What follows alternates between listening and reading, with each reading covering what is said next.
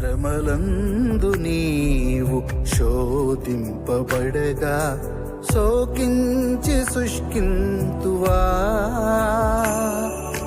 శ్రమ సేవకుడేసుని సిలువను స్మరించుచు సాగించు నీ పయనము. స్థిర విశ్వాస విజయ గమనము. Praise the Lord. హల్లెలూయా. మన ప్రభువును రక్షకుడైన యేసుక్రీస్తు శక్తి కలిగిన నామంలో ఈ ఉదయకాల శుభాకాంక్షలు. ఈరోజు దేవుని వాక్యము, ఆయన మిమ్మల్ని గూర్చి చింతించున్నాడు కనుక మీ చింత యావత్తు ఆయన మీద వేయుడి. పేతురు మొదటి గ్రంథం 5వ అధ్యాయము 7వ వచనం. అవును ప్రియమిత్రులారా, ఎందుకు చింతించుతున్నావు? నువ్వు చింతించడం వల్ల ప్రయోజనం ఏముంది? నువ్వు ఒక ఓడలో ప్రయాణం చేస్తూ ఉన్నావు. ఓడ కెప్టెన్ నీకు అధికారం ఇచ్చినా ఆ ఓడ నడిపే శక్తి నీకు లేదు.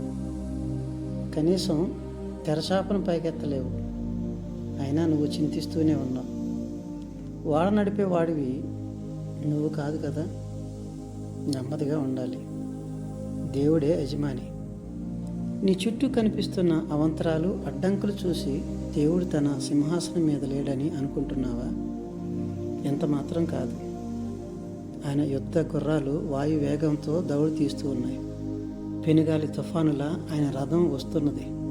అయితే గుర్రాల కళ్యాలు ఆయన చేతిలో ఉన్నాయి. తన ఇష్ట ప్రకారం వాటిని పరిగెత్తిస్తూ ఉంటాడు. యెహోవాయే సైన్యులకు అధిపతి. ఆయన మీద నమ్మకం ఉంచి మనసును కుదుటపరుచుకో. భయపడవద్దు. నీ చింత యావత్తు ఆయన మీద వేయండి అని దేవుని యొక్క వాక్యం సెలవిస్తుంది కదా. కాబట్టి ప్రియమిత్రులారా, నిస్పృహకి తావియొద్దు. ఇది చాలా ప్రమాదకరమైన శోధన. మీ చెంత పెట్టుకుంటే ఆ పైన దానిపై ఎంత కృప వర్షించినా ఫలితం ఉండదు. చింత అనేది చిన్న విషయాలను కూడా పెద్దవి చేసి భయంకరమైన రంగుల్లో చూపెడుతుంది. ఈ చింత నీ హృదయాన్ని కుంచించి ఎండిపోయేలా చేస్తుంది. నీకున్న తేలికపాటి భారం ఎక్కువ బరువుగా అనిపించేలా చేస్తుంది. కాబట్టి ప్రియమిత్రులారా, ఈ చింత వేదన మన ఆత్మీయ జీవితాలను చెడగొడుతుంది.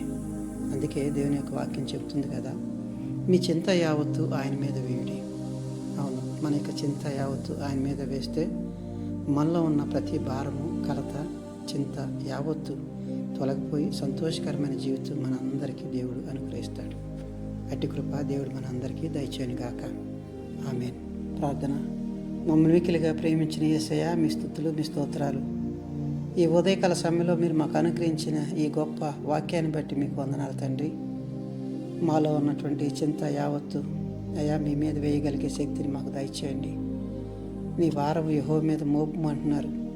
అలాగే మీ చింత అంతా కూడా ఆయన మీద వేయండి అని అంటున్నారు. కాబట్టి ప్రభా, మా హృదయాల్లో ఎలాంటి వేదన ఉంచుకోకుండా అయ్యా మీకు తెలియపరిచే భాగ్యాన్ని మాకు దయచేయమని వేడుకుంటున్నాం. ఎందుకంటే మీ దగ్గర నుంచి మేము నెమ్మది పొందుకోగలుగుతాం. కాబట్టి మీ యొక్క సమాధానం, నెమ్మదిని మాకు దయచేయమని మిమ్మల్ని వేడుకుంటున్నాం. ఈ దినమంతా కూడా మీరు రెక్కల చాటును మమ్మల్ని కాచి కాపాడండి. ఏదమంటి శోధనలోనికి, ఏదమంటి ఉపద్రవాల్లోనికి, ప్రమాదాలకు మేము గురి కాకుండా, అనారోగ్యాల్లో మేము పడిపోకుండా తండ్రి మీరే కృప చూపించి కరుణ వాత్సల్యతతో మమ్మల్ని అందరినీ నడిపించమని మిమ్మల్ని వేడుకుంటున్నాం. ఈ దిన దేవులతో మమ్మల్ని అందరినీ అభిషేకించి ఆశీర్వదించమని యేసుక్రీస్తు నామములో అడిగి వేడుకొనుచున్నాము తండ్రి. ఆమేన్. ప్రభు మనందరినీ బాగా దీవించును కాక. May God bless you all.